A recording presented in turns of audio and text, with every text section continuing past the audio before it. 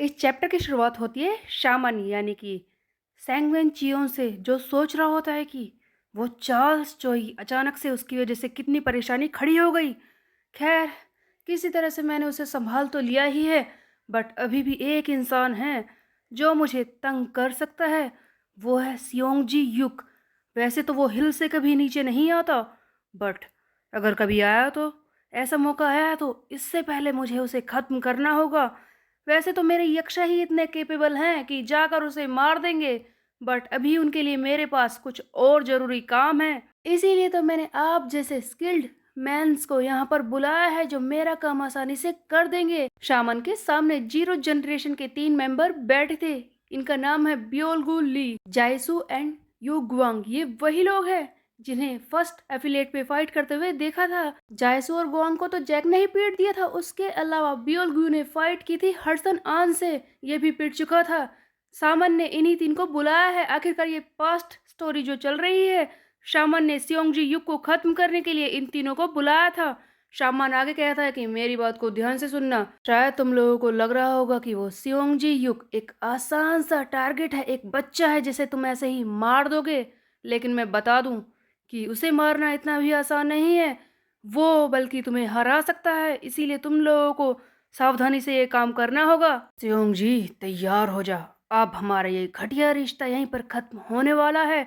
सियोंगजी को मारने के लिए ब्योलगु, गुआंग एंड ये जायसू जा चुके थे। इसके बाद हम देखते हैं विंजिन को, जो कह रहा होता है उस लड़की से जो इसके घर में है कि बताओ, क्या कहा तुमने अभी, क्या कहा? मेरी मॉम, वो कैसे मरी? मुझे बताओ। तुमने अभी कहा था ना कि तुम कुछ जानती हो। प्लीज बता दो, मैं तुमसे मिन्नत कर रहा हूँ। बताओ मुझे क्या हुआ उनके साथ, बताओ जल्दी बताओ। विंजिन इतने ज्यादा अग्रेशन से बोल रहा होता है कि ये लड़की डर ही जाती है और इसे चियोंग ताइजिन की एक बात याद आती है, जहाँ पर वो कह रहा है कि अभी तो मैं शामन नहीं हूँ, लेकिन जिस दिन मैं बन जाऊंगा उस दिन तेरा क्या होगा। ऐसा लगता है कि चियोंग ताइजिन ने इस लड़की को किसी बात से डराया हुआ है। विंजिन इस लड़की का डर नोटिस करता है और दूर जाकर बैठ जाता है और कहता है कि देखो, मैं जानता हूँ कि ये पुरानी बात है, इतनी इंपॉर्टेंट भी नहीं है। ठीक है, मैं तुम्हारे लिए पानी लाता हूँ, तुम आराम से मुझे बता सकती हो। विंजिन इसे शांत करने के बाद कहता है कि देखो, मुझे बताओ क्या हुआ मेरी मॉम के साथ, बताओ ना। शायद तुम जानती नहीं, मैंने अपनी पूरी जिंदगी अपनी मॉम से नफरत करने में ही निकाल दी है। मैं बस यही सोचता रहा कि वो मुझे ऐसे ही छोड़ गई मरने के लिए और हमेशा उन्हें कोसता रहा। बट अगर उनके साथ कुछ हुआ है तो क्या मुझे जानने का हक नहीं? क्या तुम मुझे बताओगे नहीं? प्लीज बताओ कि वो कैसे मरी। मैं जानना चाहता हूँ। अगर तुम नहीं बताओगी ना, आगे की जिंदगी भी मैं उनसे नफरत करने में ही निकाल दूंगा। प्लीज मुझे बताओ। तभी हम देखते हैं कि वो लड़की इसे सच बताना शुरू करती है कि आज से 7 साल पहले, जब मैं छोटी थी, 7 साल की ही थी मैं, तब मैंने एक आंटी को देखा। शामन के घर में एक नई आंटी आई थी। वैसे वो देखने में काफी सुंदर थी, लेकिन उनके चेहरे से लगता था कि वो काफी उदास हैं। वो आंटी बेचारी पूरा दिन मेहनत करती थी। मुझे समझ नहीं आता था कि आखिरकार इनसे इतना काम क्यों कराया जा रहा है। उनसे जो भी करने के लिए बोला जाता वो करती ही रहती थी। मेरे आसपास की चीजों और उनकी बातों से मुझे इतना ही समझ में आया था कि उन्होंने शामन से कुछ प्रॉमिस किया था अपने बेटे को लेकर और किसी और चीज को लेकर, जिसे पूरा करने में वो काफी मेहनत कर रही थी। वो हमेशा मुझे प्यार से देखती, मुझे चीजें दिया करती थी। मेरी मोम नहीं थी और वो आंटी मुझे मेरी मोम की तरह ही लगती थी। जब भी वो मुझे कैंडी देती मैं काफ़ी खुश होती थी। एक दिन उन्होंने जब मुझे कैंडी दी तो मैं उनसे बात कर रही थी और उसी वक्त उन्हें अचानक से कोई बुलाने के लिए आ गया था। शामन ने आंटी को मिलने के लिए बुलाया था। मैं काफ़ी छोटी थी, ये बात नहीं जानती थी कि शामन बार बार आंटी को मिलने के लिए क्यों बुलाते हैं। ऐसा क्या है जो वो उनके साथ ही चाहते हैं, उनसे बात करना चाहते हैं। और एक दिन मुझे ऐसा लगा कि कहीं कोई खाने की चीज़ तो नहीं जो उन्होंने अंदर छुपाई है, मुझसे छुपाना चाह रही हैं, इसलिए मैं अंदर जाकर देखना चाहती थी। उस दिन मैंने कुछ ऐसा देखा जो शायद मुझे देखना नहीं चाहिए था। प्रीति आंटी के साथ काफ़ी बुरी चीज़ें हो रही थी। शामन वो कर रहे थे। मुझे समझ ही नहीं आया कि आंटी के साथ वो ऐसा क्यों कर रहे हैं। मैं उनसे बात करना चाहती थी। जब मैंने उनसे पूछा इस बारे में कि आंटी, शामन ने आपके साथ ऐसा क्यों किया, वो आपको मार क्यों रहे थे, बताइए आपने उनके साथ कुछ गलत किया है? जिस पर उन्होंने मुझे जवाब दिया कि वो बस जूडो प्रैक्टिस कर रही थी। मैं उनकी आंखों से ही बता सकती थी कि उनके साथ कुछ गलत हो रहा था, क्यों वो झूठ बोल रही थी मुझसे? सो बेसिकली गाइस ऐसा लग रहा था कि शामन विंजिन की मॉम को बार बार मोलेस्ट करता था, उनका इस्तेमाल कर रहा था। तभी हमें आगे एक सीन दिखाया जाता है जहाँ पर विंजिन की मॉम शामन से कहता है कि बस अब बहुत हो चुका है, मैं ये और करना नहीं चाहती। जिस पर सामन कहता है कि ओ ऐसी ऐसा है तो बंद कर दो। जिस पर विंजिन की मॉम कहती है कि क्या सचमुच? तब सामन कहता है कि तुम्हें क्या लगता है कि कभी तुम इस तरह से सियोल वापस जा पाओगी? तुम इतना भी बर्दाश्त नहीं कर सकती? फिर तुम क्या करोगी? तुम्हें ऐसा लगता है कि अगर मैं तुम्हें इस घर से उठाकर बाहर फेंक दूं तो तुम पैसे कमा लोगी? चियोन लियांग में कोई तुम्हारी मदद नहीं करने वाला।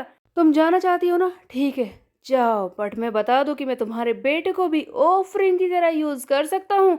जिस पर विंचिन की मोम हैरान हो जाती है और कहती है कि तुम ऐसा हमारे साथ क्यों कर रहे हो? हमने कुछ भी गलत नहीं किया है, बताओ तुम ऐसा क्यों कर रहे हो? हमें छोड़ दो, जाने दो। सो गाइस इसी बीच में कुछ फ्लैशेस दिखाए जाते हैं जहां पर एक आदमी और एक लड़की है जो उस आदमी के सामने झुक रही है और कुछ बात कर रही है। उसकी शक्ल भी ऐसा लगता है कि रो रही है वो। इन्हीं सारे फ्लैशेस के बाद शामन कहता है कि तुम्हें क्या लगता है कि तुम विक्टिम हो? हाँ, मैं तुम्हारे साथ गलत कर रहा हूँ, तुम ऐसा दिखा रही हो कि मैं विलन हूँ, तुम बर्दाश्त कर रही हो चीजें, तुम्हें पता भी है कि एक्चुअल में गलत है कौन, किसके साथ बुरा हुआ है, समझी? शामन इन्हें जोर से मारना शुरू करता है और कहता है कि तुम मरना चाहती हो, तुम यहाँ से जाना चाहती हो? हाँ ठीक है मैं करता हूँ, लेकिन तुम तो मर भी नहीं रही, तुम मरती क्यों नहीं? वैसे किसे फर्क पड़ता है कि तुम मरती हो या नहीं?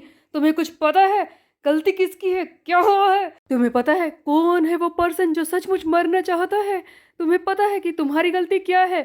सच जानना चाहती हो? ठीक है मैं तुम्हें बताता हूँ। तब आगे वो लड़की बताती है विंजिन को कि मुझे नहीं पता कि उस दिन क्या हुआ, लेकिन मैंने ऐसा देखा कि शामन की वजह से ही तुम्हारी मोम मारी गई, आंटी उन्हीं की वजह से मारी गई थी। उन दोनों के बीच में क्या बातें हुई मैं नहीं जानती, बट उस दिन मैंने आंटी को आखिरी बार देखा था। ये सारी कहानी सुनते ही विंजिन को बहुत ही ज्यादा गुस्सा आता है। वो रोने लगता है जोर जोर से और चिल्लाता है कि शैंगमान चियोन, तेरी वजह से मेरी माँ मारी गई है, मैं तुझे नहीं छोड़ूंगा।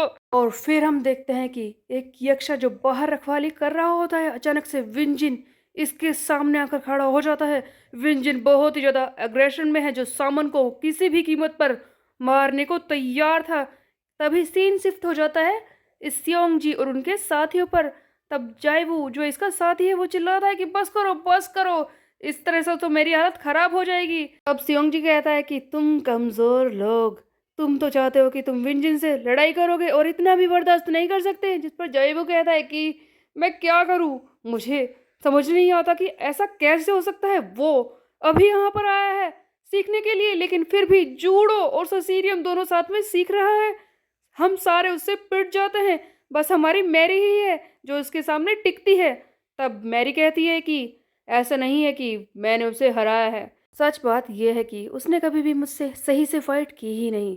वो मुझसे हमेशा जूडो में ही लड़ता है, अगर ऐसा ना हो तो शायद वो मुझे भी हरा सकता है। इस पर सियोंग जी युक बताना शुरू करता है कि तुम लोग जानते नहीं हो कि वो कुछ अलग ही है, उसका पोटेंशियल बहुत ही ज़्यादा अलग है। तुम्हें पता है वो इंसान जिसने मेरे अंदर के पोटेंशियल को जगाया था, कभी मुझे फाइट करना सिखाया था, कभी मुझे इस लायक बनाया था, विंजिन बिल्कुल वैसा ही है। तब सियोंग जी का क्रू मेंबर कहता है कि आप ये कहना चाहते हैं कि विंजिन का ब्लड कुछ और ही है, उसके अंदर कुछ और बात है? तब सियोंग जी कहता है कि हाँ, वो है खून उस इंसान का जिसे लोग जानते हैं द लेजेंड ऑफ कोरियन ससीरियम फाइटिंग स्टाइल, जिन म्यू जिन, जो कहाँ से हैं ज्यादातर लोगों को दुनिया में पता ही नहीं है, जिसने सारी जिंदगी निकाल दी जंगलों में। फाउंडर ऑफ ससीरियम जिन म्यू जिन का खून उसकी रगों में दौड़ रहा है। विन जिन के डैड है वो। Win Jin is the son of Jin mu Jin. So guys chapter तो यहीं पर एंड हो जाता है। यहाँ पर विंजिन तो तैयार है अपना रिवेंज लेने के लिए, शामन को ढूंढ रहा है उसे बुरी तरह से पीटने के लिए, बट बीच में कई सारी बैक स्टोरीज भी हैं, कई सारे फ्लैशेस हैं, अभी बाकी कुछ खुलना बाकी है। लेकिन जो भी होगा आगे आने वाले चैप्टर्स में होगा। तब तक के लिए मेरे चैनल को सब्सक्राइब कर ले, बेल के आइकन को कर दे प्रेस। मिलते हैं, बाय बाय गाइस।